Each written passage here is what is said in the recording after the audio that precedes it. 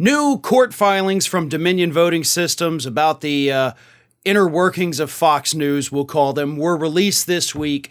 And the media seized upon one particular text message more than any other, where Tucker Carlson, of course, proclaimed that he hated Donald Trump, quote, passionately.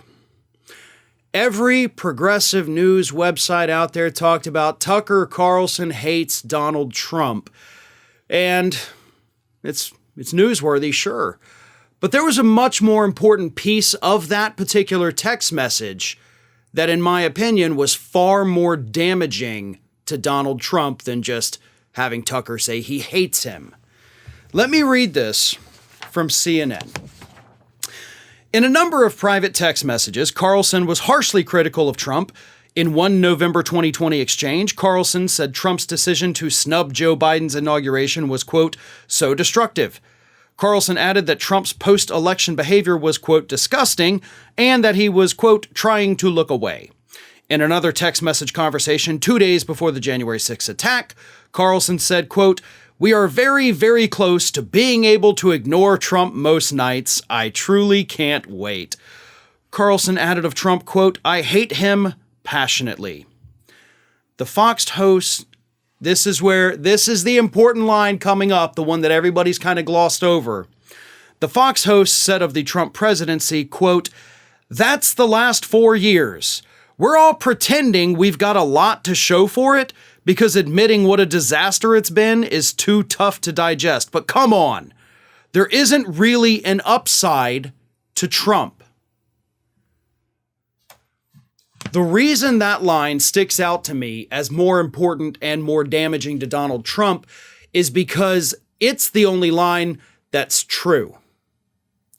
I don't believe that Tucker Carlson genuinely hates Donald Trump. I don't believe that he passionately hates Donald Trump.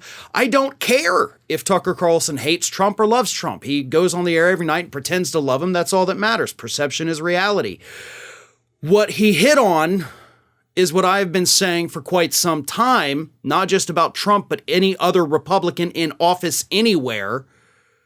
They don't do anything. They have nothing to show for their power other than a couple of culture war issues and some tax cuts. That's pretty much what Tucker Carlson was hammering on. That is the part that is ultra devastating to Donald Trump if the left will weaponize that text message. Look back at the 4 years of Donald Trump. What changed in this country other than, of course, the hatred growing between the left and the right? What changed for the better? If you're wealthy, you're going to say tax cuts. If you're xenophobic, you're going to say the treatment of migrants at the border. Other than that, everything changed for the worst. The trade war, that's still going on today, that sent farmers into record number of bankruptcies.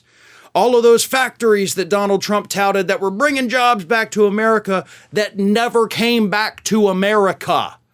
We continued offshoring jobs. The economy, before COVID hit, economists had already predicted we were 6 to 12 months away from a recession before COVID existed. So we were already going to be in a recession due to his horrible policies. Now, Tucker Carlson might not be willing to admit all of that, but that's the truth. That's what we got out of it. And that's what we on the left have to constantly remind people. That's what I've been saying about Ron DeSantis for years now. Yeah, he's got a lot of culture war victories. The economy in Florida is going down the toilet. We can't afford to buy houses here in Florida unless you're ultra wealthy. It's the same in red states across the country. It's the same with the Republicans in the House and the Senate. They have done nothing to make your life better.